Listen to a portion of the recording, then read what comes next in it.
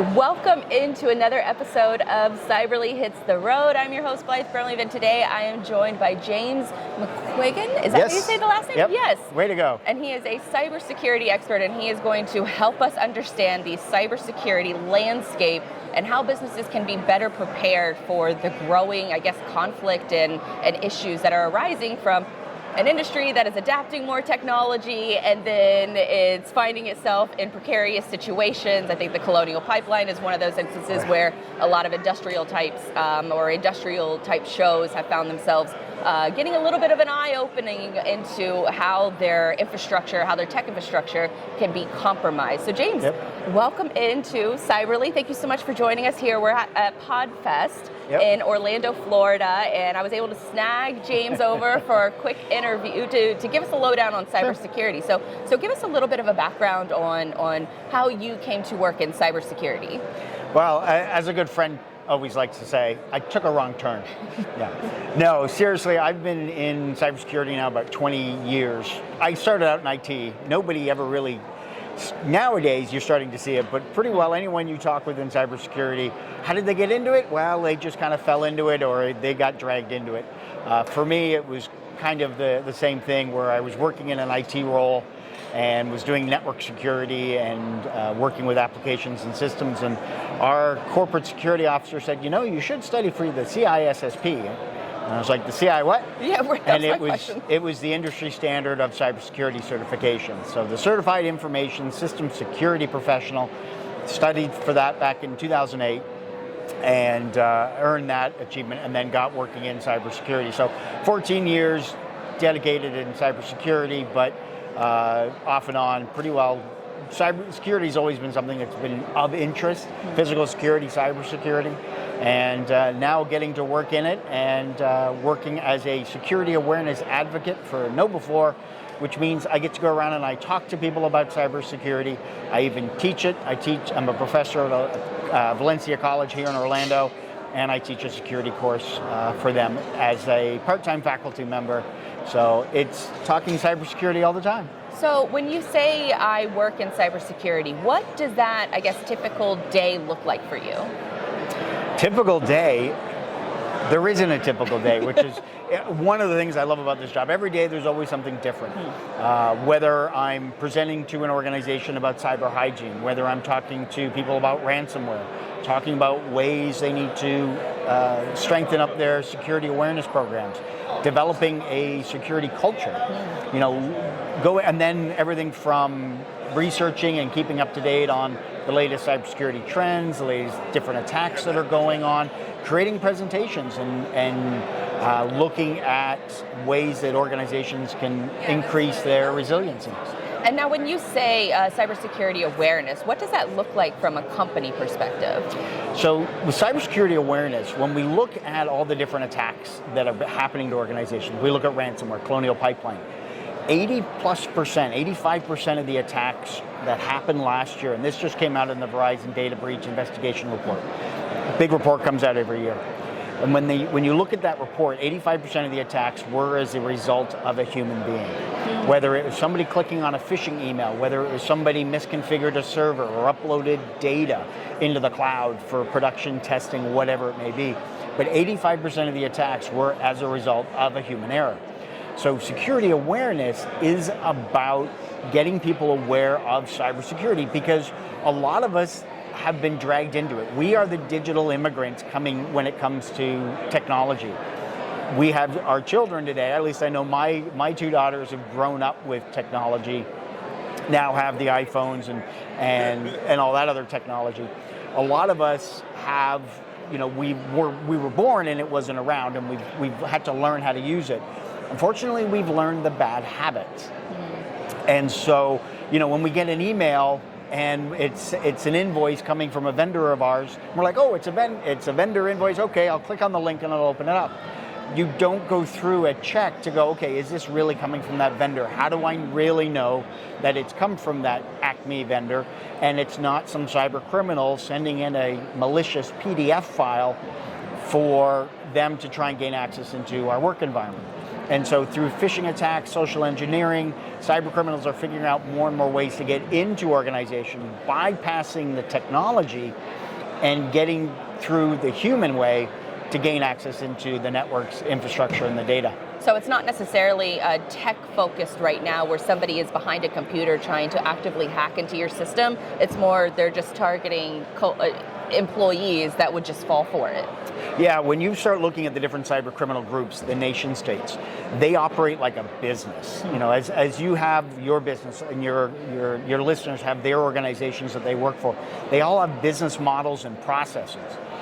The cyber criminals have the same thing. They have those first level technicians that are going through and sending out the emails or figuring out ways to gain access into an environment. When they get into it, then you have your second level techs that'll come in and they'll do a couple things to try and gain access into the domain controllers, Active Directory, getting into the heart of the network and the systems. And if they run into a brick wall, well then there's third level techs that can come in and they'll try some things. It's a whole business model, and then they'll go through their processes of gaining access. And once they're in, then another team comes in and starts looking at how do we exfiltrate that data. And then finally, a lot of the time, we see with ransomware, the last step in that whole process is once they've stolen all your data, then they hit you with ransomware, and that's when you know you've been hit. The sad part is a lot of people don't realize that the cyber criminals have been in there for 80, 90, 200 days. And why do they wait so long to let you know? Is it just them collecting all of the data that, is the company's resources? And what kind of data are they looking for? So anything and anything they can. Cyber criminals are in it to do one thing and one thing only: make money. And by making money, they'll do it a variety of ways. One, they're going to steal that data and sell it off on the dark web, on the black market, because the ID, social security numbers, driver's license number, identification numbers like credit cards, that is information they can sell. $25, $10 a pop, and when they're stealing thousands and millions of records, that adds up. Ransomware is kind of the big flashy one where they'll get into your system, they'll exfiltrate your data, and they'll be doing multiple levels of extortion. The first level is going to be, all right, we've made all your data unavailable. You want the decryption key to do it, that's going to cost you, and a lot of the time cyber criminals go through and they do their reconnaissance. They go through and they'll look at the company and say, wow, they made $5 billion last year. Okay, we're going to hit them up for 500 million or 50 million. They're going to look at a percentage of your profit that you've made as an organization, and they're going to want a part of it because you haven't spent the money to properly secure your organization. You might have the firewall and think, okay, we're good to go, or you might have an IT and a security team, but if you're not educating all your users, because your users, if they have an email account, they have a key to the front door to your organization. And I think that's what happens a lot of time that folks aren't aware about, is that all your users in your organization have that key, and they can let in that cyber criminal. And so they'll extort you for getting that data back. And the encryption process is very, very quick. So if you think about it, and I do this as a demonstration with my students, I have a virtual machine that I share with them, and we encrypt it as part of the lesson. And we'll go through, and I have about 50 gigabytes worth of data, and I launch the encryption program, and it takes up anywhere from 10 seconds to a minute to encrypt about 50 gigabytes worth of data. So you think about that on a bigger scale with organizations where you've got terabytes of data, it's only going to take a matter of seconds to minutes for all your data to get encrypted. And once it starts, it's very difficult to stop unless you can catch it in process, and depending on how many servers and all your data.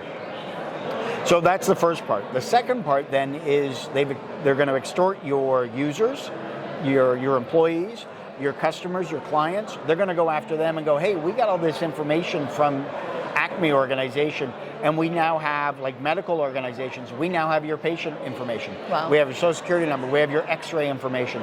And if you want to give us $500, we'll delete it for you. So they'll go to those links because, again, it's all about making money for them. And they're going to do it any way they can, whether it's from the organization, whether it's from the doctors, patients, customers, whatever, or even the employees. They'll go after the employees saying, hey, we got your social security number, your address, we know you live. give us $300 and we'll delete the information.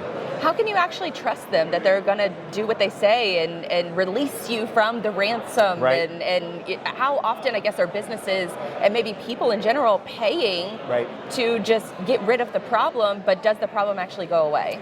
Exactly, and that is always one of the big concerns. As I mentioned earlier, I talked about they have business models. They're in a business to make money. If, like, let's say for an example, an organization that provides delivery trucks. If I were to take the money from a customer and not deliver the trucks, how long am I going to stay in business? Not very long.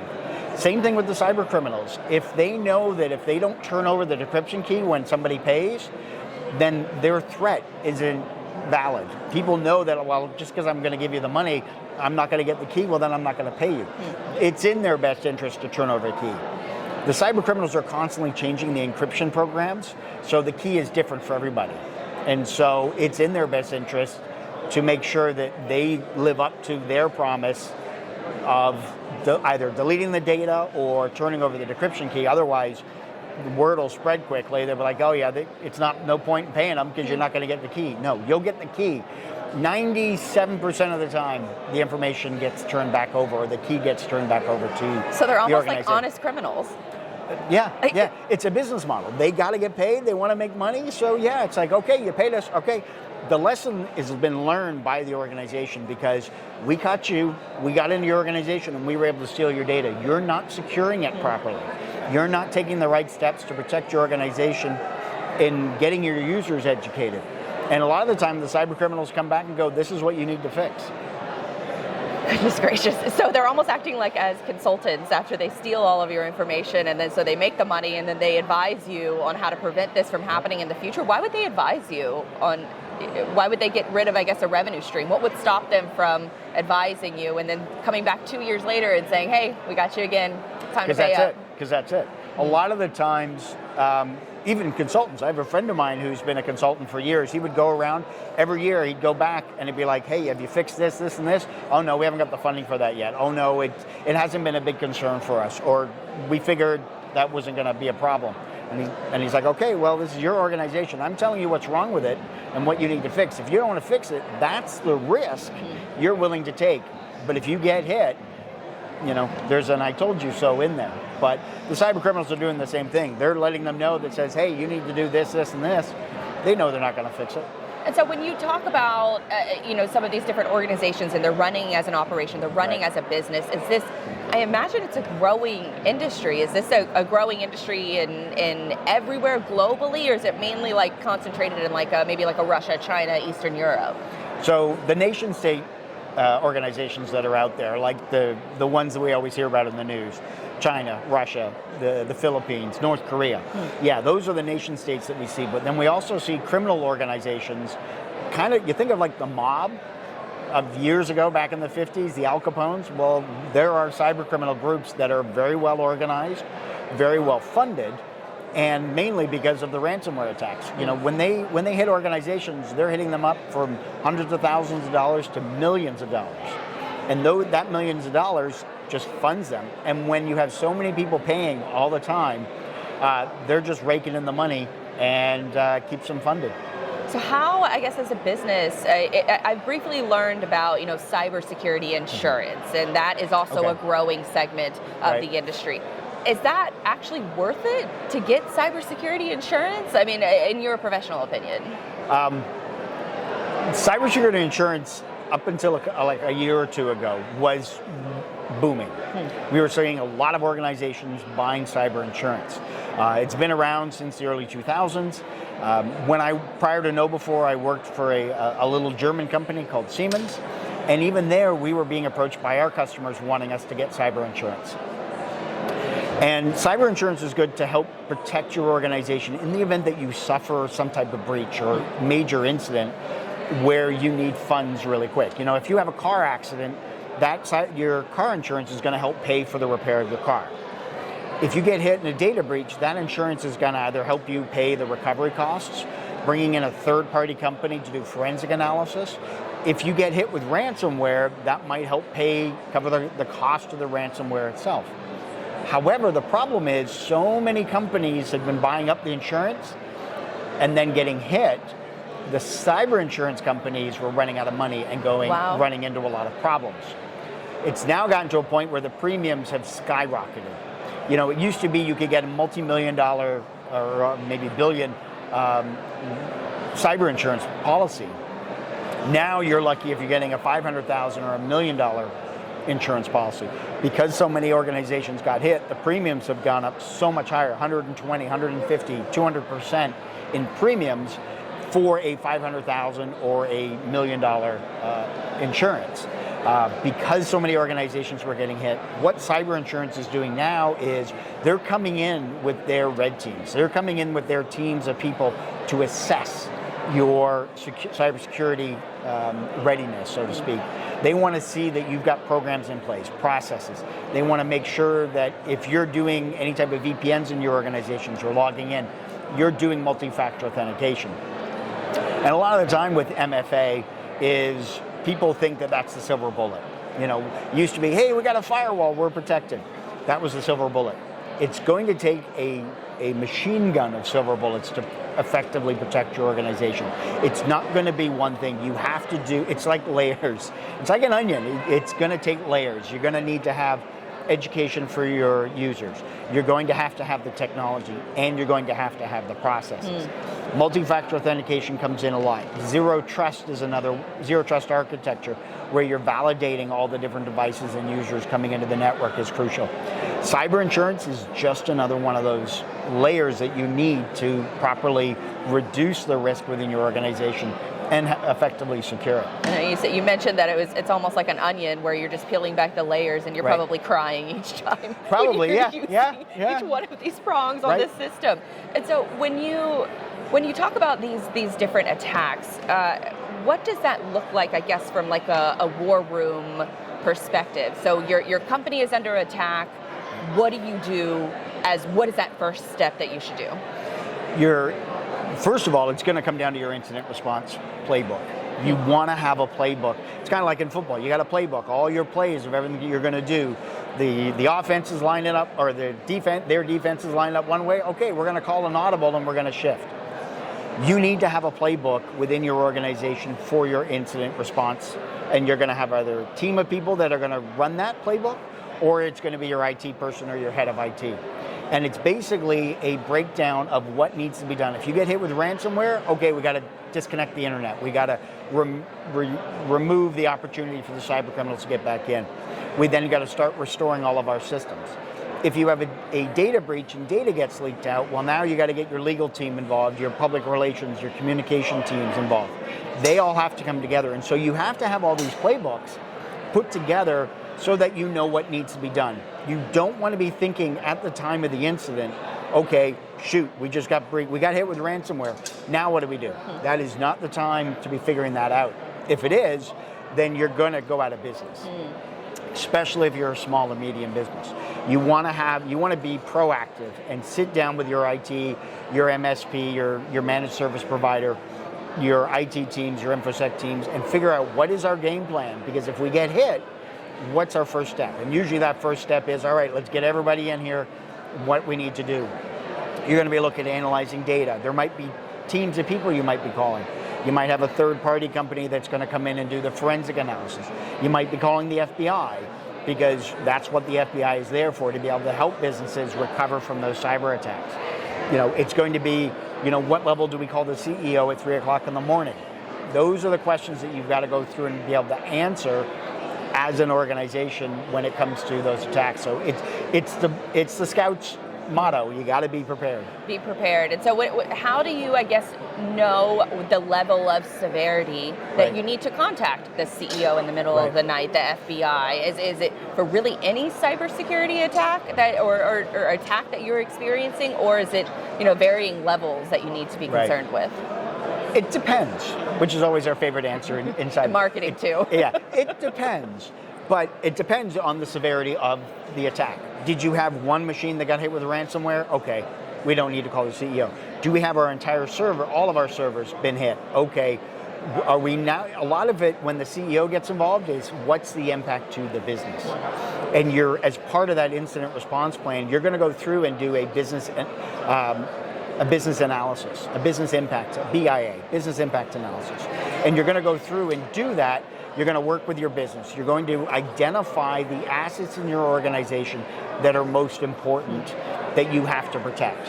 When you think about certain organizations, let's say a particular cola company out of Atlanta, you know, what's important to them? It's their formula. If you think of a fast food chicken restaurant, it's those 11 herbs and spices. You know, that's what they've got to protect. So within your organization, you need to be able to figure out what's critical. If we lose this, are we going to go out of business? And when you discover those, that's what you have to be able to protect. And that's where the layers come in, where you have to be able to protect that those assets, that data, that equipment.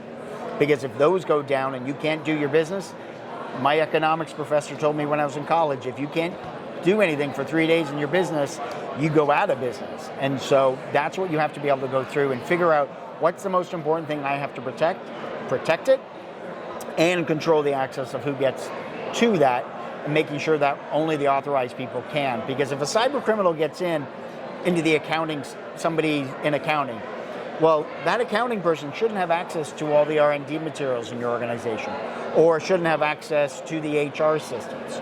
And so you want to be able to make sure that you're restricting access for the necessary people. So HR look at HR systems, finance look at finance systems, your IT people only look at IT systems, and even then you still want to be able to control their access as well.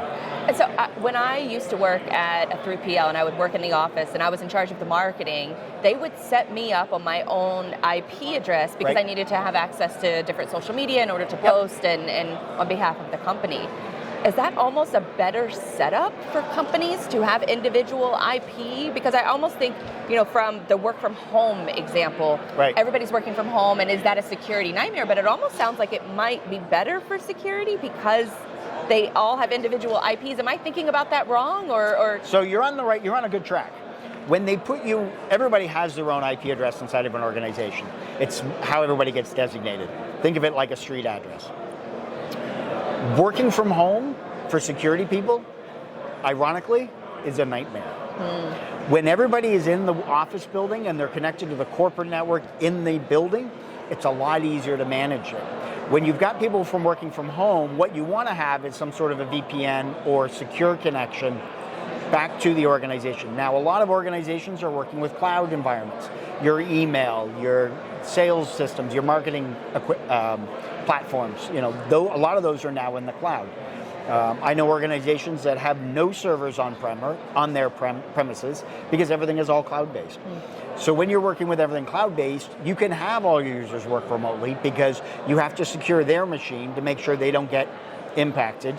So security awareness training, making sure you've got what's called EDR, endpoint detection and response systems. You're going to have that all centrally managed. But essentially, you've got people not working in the office, so it's a lot harder to collaborate and communicate with them.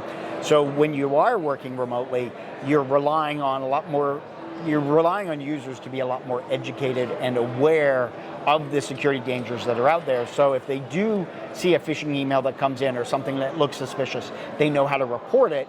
It goes into their IT team, and then they can take the necessary action to protect it.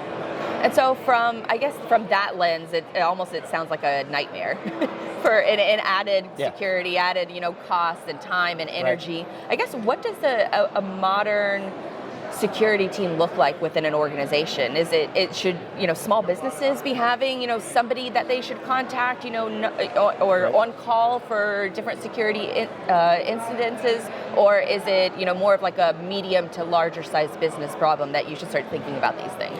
Everybody wants to be thinking about cybersecurity because whether you're a small dentist office, doctor's office, whether you're a small manufacturing, whether you're a third-party provider, you have customers, you have services you're providing. And if a cyber criminal gets into your organization through a phishing attack, or they gain in because you've got an unpatched server connected to the internet, cyber criminals will leverage whatever they can to be able to make that money. And they don't care if you make $1 million a year or $1 billion a year. For them, you're an opportunity to be able to make money. A lot of the times people think, oh, I'm small potatoes, I got a small business, they're not going to impact me. That's probably true, but are you willing to risk the chance that a cyber criminal could get into your organization? And if they did, what does that look like?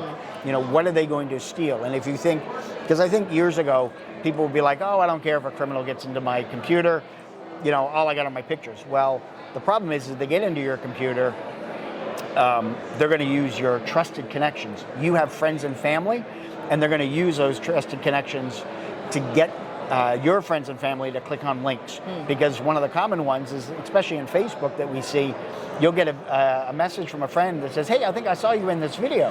And you're like, you saw me in a video? What? I don't remember a video. And you click on the link, and it's a malware scam. Okay, so when we're talking about from the small business lens, and even like I technically have a small business. Sure. How should I, the solopreneurs out there, the entrepreneurs that are just getting their business started, what realistically, like from a budget perspective, from a time perspective, should you be investing into, controlling or having a cybersecurity plan? Right.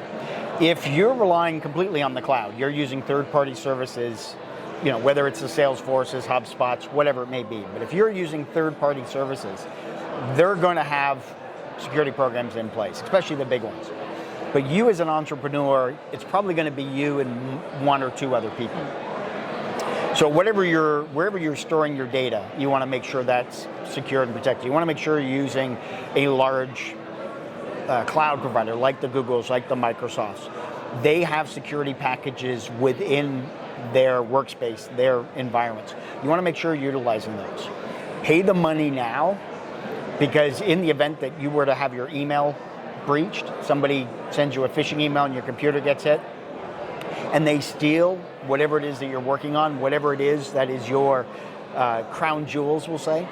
If they're able to steal that and then run off with that or share it to the world, well, now you're effectively going to be out of business. So you want to protect your email, plain and simple. And you want to make sure that you have an understanding that you go through and be able to spot any phishing emails. And you're probably getting dozens, hundreds of emails a day. But anytime I get an email, there's always three questions I ask myself. Am I expecting the email? Do I know the person sending it? And are they asking me to do something in a hurried manner or with some sense of urgency? If I'm getting a weird feeling about any of those responses, usually if I'm answering yes to any of those, then I'm going to take an extra moment to verify who's sending it to me. One of the things in your email, you can go up and you can click on, because you'll see somebody's name, John Smith or Jane Doe. And you can click on that and you can see the email address. And so if it's an email address you recognize, okay, well then you know the person. If it's something where you don't know the person, okay, well what is it they're asking you to do? And a lot of the times, I talked about earlier, ransomware was kind of the big flashy, hey, we got you. The silent killer that's out there, and this one is a $35 billion enterprise, is what we call CEO fraud or business email compromise. And this is where the cyber criminals get into your email and they sit there and they watch your email that you get, because they're able to monitor it. And what they're doing is they're looking for invoices. One attack that they do is they're looking for invoices that are coming in. And let's say you get an email that comes in from acmecorporation.com.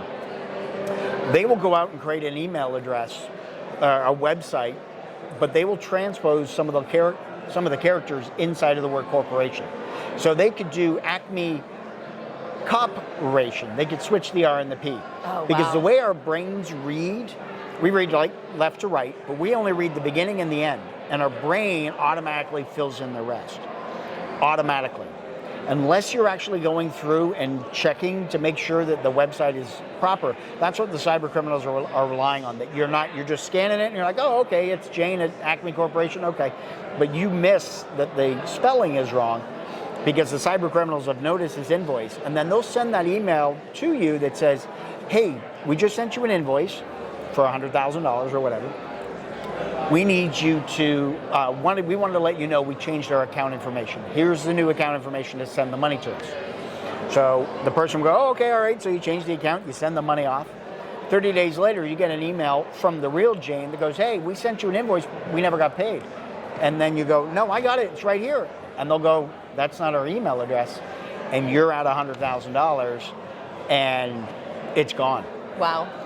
And by that point, 30, 60, 90 days out, yeah, usually when the cyber criminal gets that money, they're moving it between either out to cryptocurrency exchanges, and they're spreading it out that way, and then they have money mules that'll actually go get the money and then pick it up physically, convert it to cash, and then go deposit in other banks and move it around. So yeah, 30, 60, 90 days after the fact, it's gone. I was reading an article about, sort of AI and how, artificial intelligence is taking over and, sort of some of the dangers but beside it. And one of those instances that they gave is that they're coming up with, fake videos, deep fakes and yep. things like that. Yep. But they put it on the Guardian website, but the I of the Guardian name was in a different language. It was in like Latin or something. The homogryphs, yes. And so I thought that was insane. I would have never, because it was built to look exactly like the Guardian website, except for that one little character change. And you have to be so diligent now. And I feel like, is there any kind of recourse for, outside of just being really super diligent, is there any kind of recourse from a lot of these different companies? I was reading that, 85% of our cybersecurity policy or when we know about hacks that are happening is because of private companies that are letting us know. Not the government, the private companies are controlling a lot of that information or are really at the front lines of that.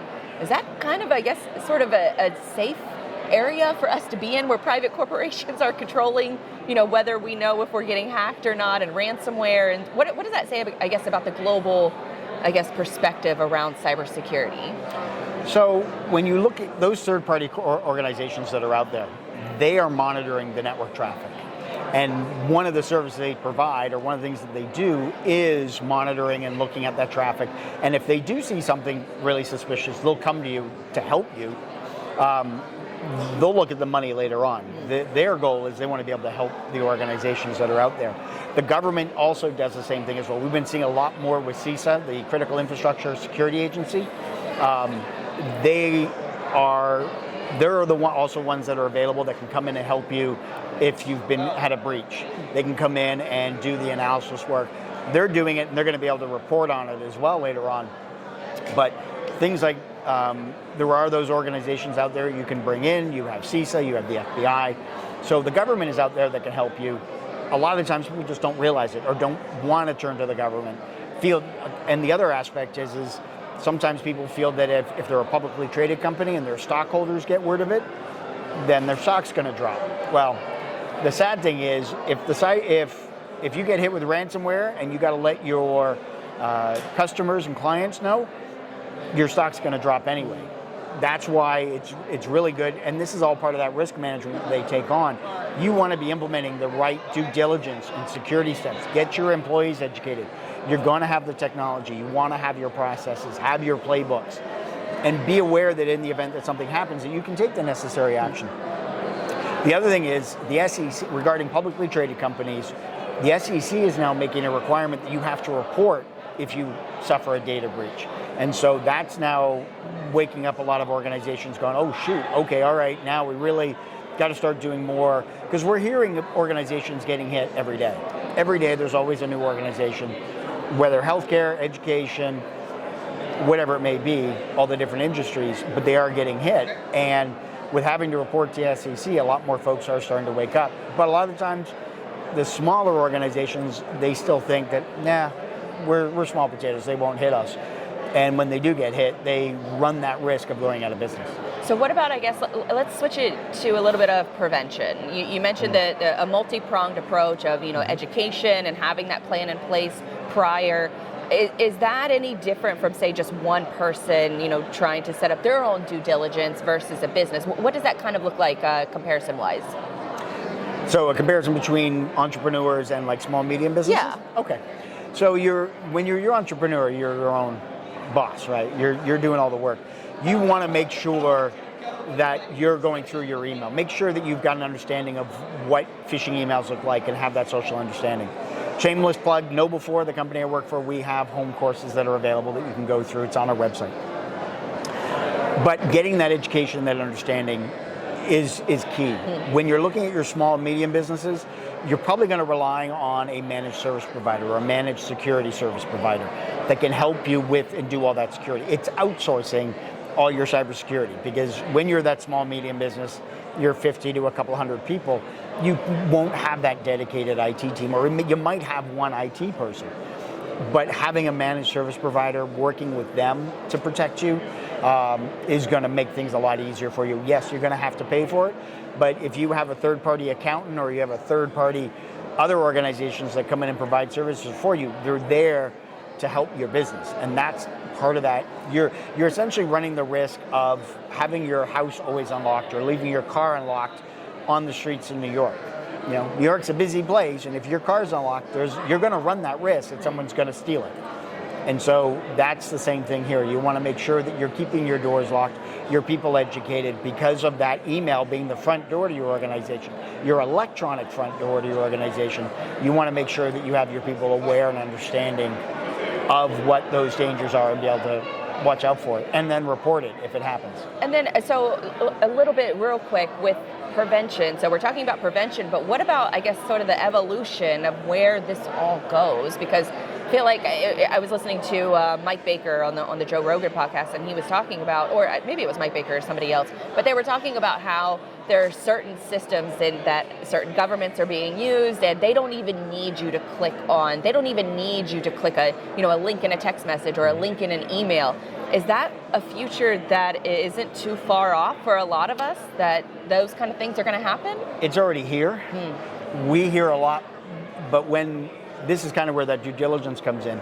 A lot of the times when the human error attacks are happening, a majority of that is because they're clicking on links, opening attachments, visiting websites they're not supposed to be at or end up going into. You have attacks called fileless malware, where you don't even get a file that's downloaded. It gets automatically loaded into the memory of your computer. And so it's a lot harder to track. But the technology, the cyber criminal comes up with a new way, and then we come up with technology to stop it. And then they figure out, and so it's a cat and mouse game always that's going on to be able to keep the cyber criminals out. But we want to be able to do that due diligence, do that prevention to make sure that organizations can protect themselves. But the kicker is going to be the cyber criminal is always going to figure out a new way. And a lot of the time they're targeting and going after nation states, going after government agencies, because if they get into government systems, then they can cause a lot more havoc. But the government has their issues that they got to deal with. But for the entrepreneurs, the small, medium businesses, you're probably not going to see a lot of those type of sophisticated attacks. You're going to see the smaller level 1 attacks that are going to be trying to get into your organization. And so from that perspective, from whether you're a small business or a large enterprise company, how often should you be looking at your due diligence and your educational programs? Is it like a quarterly basis, every 6 months, once a year? Yeah. I always like to, and a friend of mine came up with this analogy, and I loved it, and I always steal it. It's kind of, if you think about, you want to exercise because you want to stay healthy. How often would you exercise? You're going to do that once a day, 3 times a week, once a month, once a quarter, once a year. If you're exercising once a quarter and you get to the end of the year and you're still 20 pounds overweight, you sit there and go, well, how come I'm not losing the weight? It's because you're not doing frequently enough. It's going to come down to the culture of your organization. How much can your culture take? What's that comfort level? What's that due diligence required? Is it something you need to do it every week? You need to go through and assess your organization by sending your own internal phishing emails, or you have a company do that for you. Oh, so like a test run. Mm-hmm. Oh. Yep. One of the things, shameless plug with KnowBe4, that's what we do, is we provide security awareness training, but we also can do the phishing assessments. Smart. Or the phishing, doing it with voicemail or text messages. Do those assessments on your employees to test them to make sure, and we don't look at it as an assessment or as a test. It's more of a teaching moment. You think about when you're in grade school and you went to math class and you got those 50 math problems and you had to do math every single night. It was so that you would be reminded and go through and understand what you had to do every single time, solving the quadratic equation or whatever formula. The same thing applies here with this phishing assessments. Going through and assessing your employees, making sure they can spot the latest phishing attacks that are going out there. What are the different ways that they're doing it? Are they cyber criminals looking at your organization and figuring out the org chart and then pretending to send an email from your head of marketing, your head of PR, or your CEO? because that hierarchy is what, as humans, we pay attention to. You get an email from your CEO that says, hey, are you in the office today? You're like, oh shoot, the CEO, okay. Yes, I'm in the office today. When in fact, that's a cyber criminal sending an email.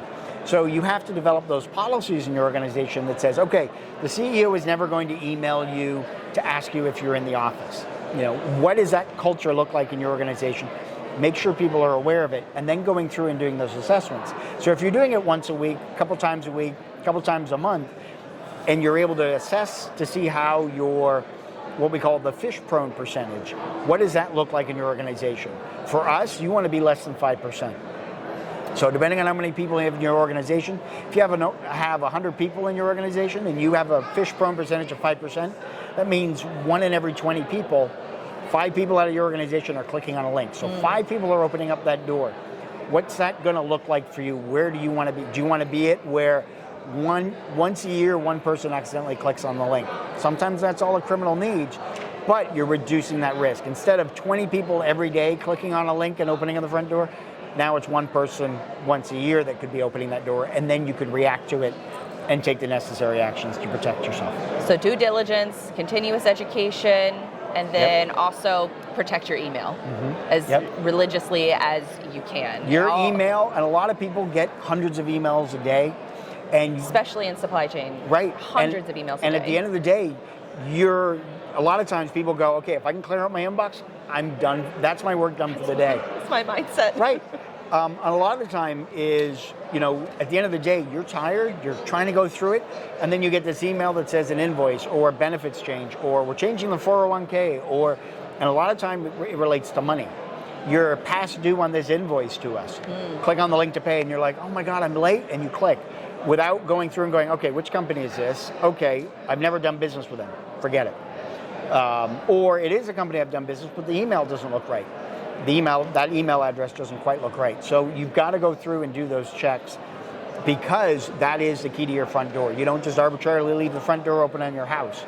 You want to make sure that you're always checking. You got a Ring doorbell. You're looking on your phone. Okay, nope, don't know that person, not answering the door. Years ago, the doorbell would be ring, and you'd be like, oh, who's at the front door? And you're all excited. Now I look at my phone and go, yeah, I'm not answering the door. I'm not talking to somebody soliciting.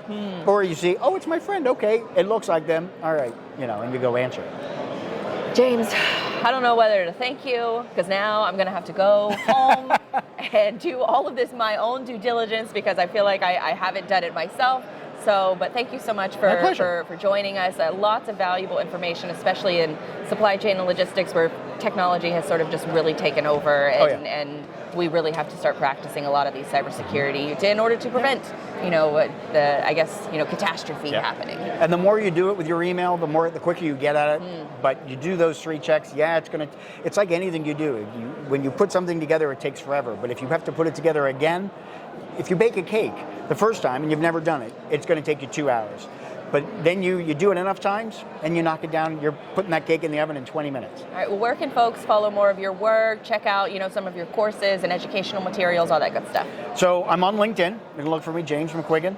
I'm on Twitter. I have my own YouTube channel that I do dad jokes on. So, dad jokes are welcome here. Oh, well, you know what a computer and an air conditioner have in common, right? No, I don't. They're both useless when you open Windows. I feel like that's a perfect opportunity to close out this conversation with a good dad joke. Thank you again, James. My pleasure. And tune in for more episodes of Cyberly on the Road. We will be back right here next week, every Thursday at 2 p.m. Thank you, guys.